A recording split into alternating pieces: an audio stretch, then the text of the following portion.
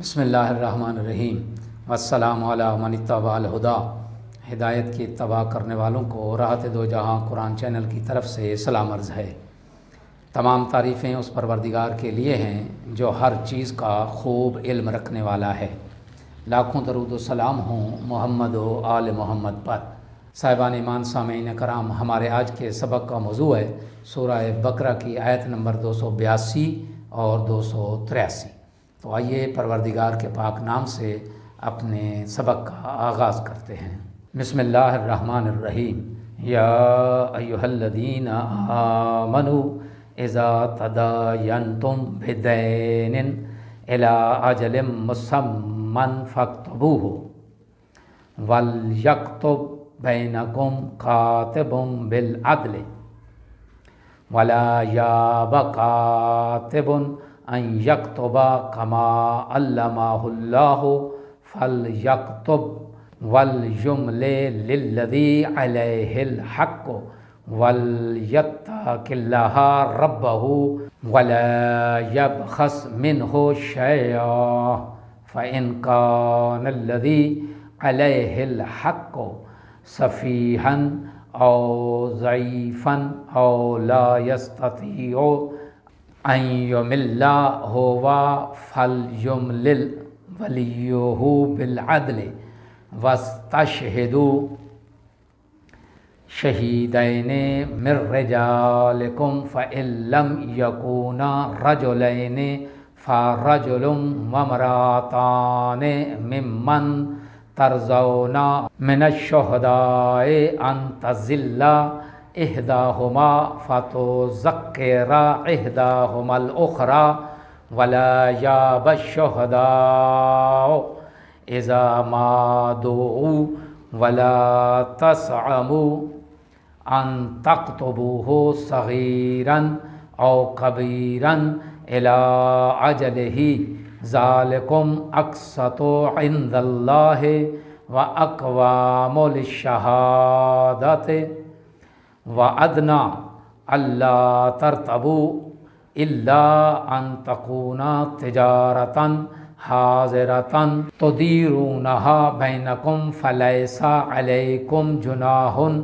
أَلَّا تَكْتُبُوهَا وَأَشْهِدُوا إِذَا تَبَايَعْتُمْ وَلَا يُضَارَ كَاتِبٌ وَلَا شَهِيدٌ وَإِن تَفْعَلُوا فَإِنَّهُ فُسُوقٌ بِكُمْ وَاتَّقُوا اللَّهَ وَيُعَلِّمُكُمُ اللَّهُ وَاللَّهُ بِكُلِّ شَيْءٍ عَلِيمٌ۔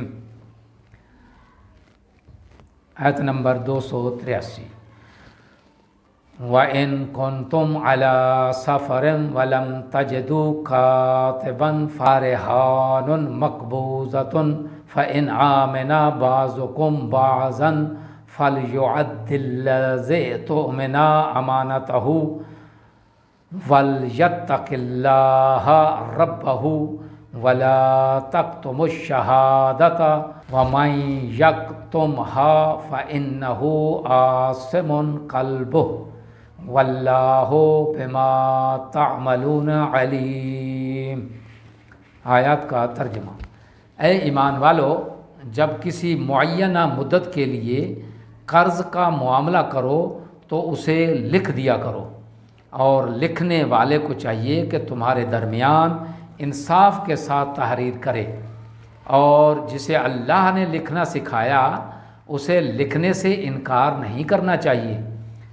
بس وہ دستاویز لکھے اور املا وہ شخص کرائے جس کے ذمہ قرض ہے، اور اسے اپنے رب یعنی اللہ سے ڈرنا چاہیے، اور اس میں کسی قسم کی کمی نہیں کرنی چاہیے۔ لیکن اگر قرض دار کم عقل یا ضعیف یا مضمون لکھوانے سے عاجز ہو تو اس کا ولی انصاف کے ساتھ املا کرائے، پھر تم لوگ اپنے میں سے 2 مردوں کو گواہ بنا لاؤ۔ اگر 2 مرد نہ ہوں تو 1 مرد اور 2 عورتوں کو گواہ بناؤ، جن گواہوں کو تم پسند کرو، تاکہ اگر ان میں سے ایک بھول جائے تو دوسری اسے یاد دلائے۔ اور جب گواہی کے لیے گواہ طلب کیے جائیں تو انہیں انکار نہیں کرنا چاہیے۔ اور قرض چھوٹا ہو یا بڑا، مدت کے تعین کے ساتھ اسے لکھنے میں تساہل نہ برتو، یہ بات اللہ کے نزدیک قرین انصاف ہے اور گواہی کے لیے زیادہ مستحکم ہے، اور اس سے تم اس بات کے زیادہ نزدیک ہو جاتے ہو کہ شک و شبہ نہ کرو، مگر یہ کہ تم آپس میں جو دست بدست تجارتی معاملات کرتے ہو ان کے نہ لکھنے میں کوئی مذائقہ نہیں ہے۔ البتہ جب خرید و فروخت کیا کرو تو گواہ بنا لیا کرو، اور کاتب اور گواہ کو نقصان نہ دیا جائے، اور ایسا کرو گے تو یہ تمہاری طرف سے نافرمانی ہوگی، اور اللہ سے ڈرو، اور اللہ تمہیں تعلیمات سے آراستہ فرماتا ہے، اور اللہ تو ہر چیز کا خوب علم رکھنے والا ہے۔ آیت نمبر 283۔ اور اگر تم حالت سفر میں ہو اور کوئی لکھنے والا میسر نہ آئے تو قبضے کے ساتھ رہن پر معاملہ کرو۔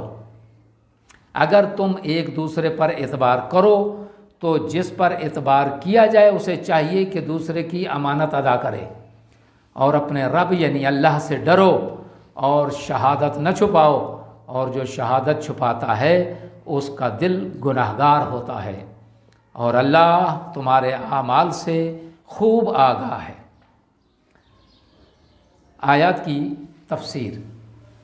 سابقہ آیات میں سودی قرض اور سودی معاملات کو ناجائز اور حرام قرار دیا گیا ہے۔ اب غیر سودی قرض یعنی قرض حسنہ جس کو کہتے ہیں، اس کے بارے میں ایک نہایت جامع اور دقیق قانون وضع کیا جا رہا ہے۔ اس قانون کے آرٹیکل بہت زیادہ ہیں جو کہ تفاسیر کی کتب میں اور فقہ کی کتب میں دیکھی جا سکتی ہیں۔ ان آیات میں بیان ہونے والے اہم نکات: پہلا نقطہ یہ ہے کہ مالی معاملات کو عدل و انصاف کے مطابق تحریری شکل میں انجام دینا چاہیے۔ دوسرا نقطہ یہ ہے کہ تحریر اور گواہ ایسے ہوں جو اختلاف کی صورت میں حقیقت کی صحیح عکاسی کر سکیں۔ تیسرا اور آخری نقطہ اس میں یہ ہے کہ تقوی علم آموزی اور عملی ترقی کا سبب ہے۔ آخر میں دعا ہے کہ خداوند عالم ہمیں کلام پاک کو صحیح معنی میں پڑھنے، اس کو سمجھنے اور اس پر عمل کرنے کی توفیق عطا فرمائے۔ وآخر دعوانا ان الحمد للہ رب العالمین۔